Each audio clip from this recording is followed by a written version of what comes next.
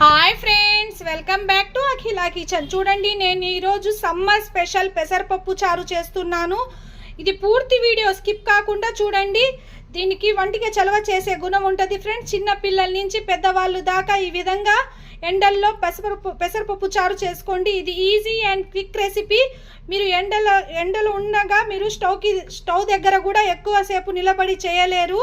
అందుకని ఈ విధంగా ఈజీగా, టేస్టీగా అండ్ హెల్తీగా పెసరపప్పు చారు చేసుకున్నారంటే మీరు సూపర్ ఉంటుంది ఫ్రెండ్స్. మీరు శుభ్రంగా ప్లేట్ అన్నం లాగించేయవచ్చు.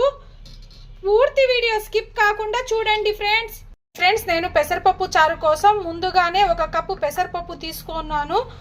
ఈ పెసరపప్పుని క్లీన్గా 2-3 సార్లు కడిగి పెట్టుకున్నాను ఫ్రెండ్స్. ఈ పెసరపప్పుని ఏ కప్పుతో అయితే మేము పెసరపప్పు తీసుకుంటామో ఆ కప్పుతో నేను 3 కప్పుల వాటర్ తీసుకున్నాను. 3 కప్పుల వాటర్. చూడండి, నేను ఇప్పుడు ఇందులో 1/2 స్పూన్ పసుపు, 4 వెల్లుల్లి రెబ్బలు, కొంచెం కరేపాకు, 1 స్పూన్ ఆయిల్ వేసి ఇది ముందుగా మేము కుక్కర్ విజిల్కి పెట్టేస్తున్నాము. ఇది 3 విజిల్స్ పెట్టే సరిపోతుంది. ఎప్పుడు చేసే పెసరపప్పు చారు కన్నా ఈ విధంగా డిఫరెంట్గా ట్రై చేయండి. నేను చింతపండు కూడా నానబెట్టేశాను. ఒక పెద్ద నిమ్మకాయ సైజ్ అంత చింతపండు నానబెట్టేశాను ఫ్రెండ్స్. ఇది కుక్కర్ విజిల్ కోసం పెట్టేద్దాం. చూడండి, 3 విజిల్స్ వచ్చేసాయి. నేను స్టవ్ కట్టేశాను. ఇది ప్రెషర్ మొత్తం పోయిన తర్వాత నేను కుక్కర్ మూత తీసి చూపిస్తాను. చూడండి ఫ్రెండ్స్, పెసరపప్పు బాగా మెత్తగా ఉడికిపోయింది.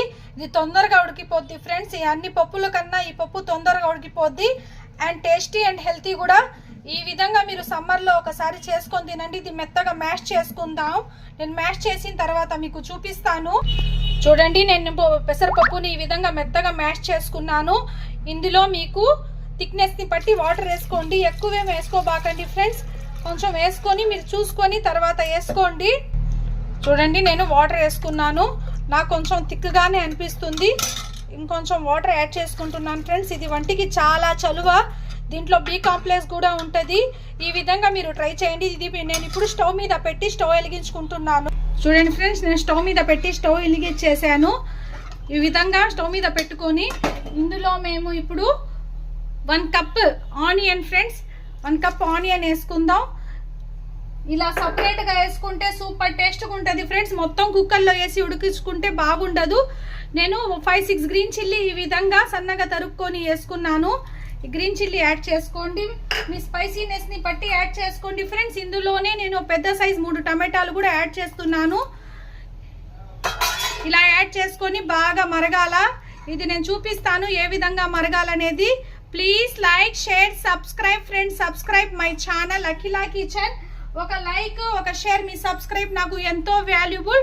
చూడండి, ఇందులోనే నేను ఇప్పుడు కొంచెం ఉప్పు కూడా యాడ్ చేసుకుంటున్నాను.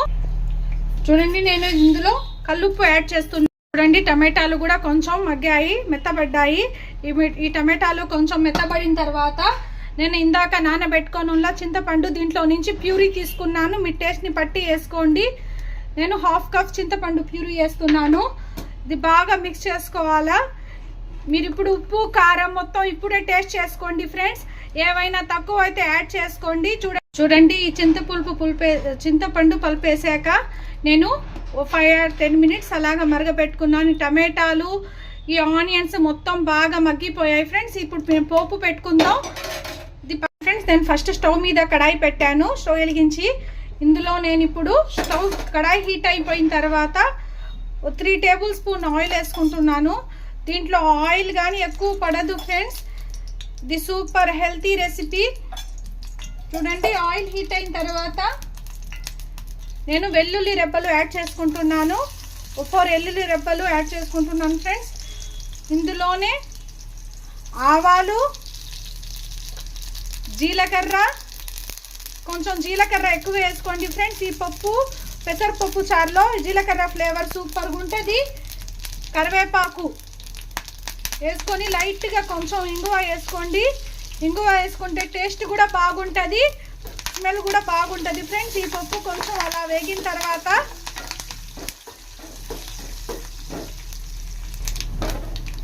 చూడండి, పోపు బాగా కాలింది. ఈ పోపుని ఎత్తుకొని మేము ఇందాక నేను పప్పు చారు రెడీ చేసుకొని పెట్టుకుని ఈ పప్పు చారులో యాడ్ చేసుకుంటాం. చూడండి, స్మెల్ సూపర్గా వస్తుంది ఫ్రెండ్స్. చూడండి, నేను పప్పు వేసిన తర్వాత ఇది మళ్ళీ నేను స్టవ్ మీద పెట్టేశాను. ఈ స్టవ్ మీద పెట్టి ఒక 2 మినిట్స్ అలాగా నేను ఈ పప్పు చారుకి అదేలాగా నేను ఇలా కొంచెం మరిగించుకుంటున్నాను. ఫైనల్గా మేము ఇప్పుడు కొత్తిమీర చల్లేస్తున్నాను. చూడండి, మన పప్పు చారు రెడీ అయిపోయింది. ఇది వేడి వేడి అన్నంలో ఎండాకాలంలో వేసుకుని తిన్నారంటే ఫ్రెండ్స్, మీరు ఒక ప్లేట్ అన్నం తినేవాళ్ళు 2 ప్లేట్స్ అన్నం తింటారు. దీంట్లో సైడ్ డిష్ కూడా ఏం అవసరం లేదు. ఇందులో కానీ కొంచెం నెయ్యి వేసుకుంటే సూపర్గా ఉంటుంది. Please like, share, subscribe friends. Subscribe my channel Akhila kitchen. ఇలాంటి మరిన్ని రెసిపీస్ కోసం నా ఛానల్ని సబ్స్క్రైబ్ చేయండి. పోతా లైక్ ఇచ్చి పోండి ఫ్రెండ్స్. మీ లైక్ నాకు ఎంతో వాల్యుబుల్. సబ్స్క్రైబ్ కూడా. Thank you for watching.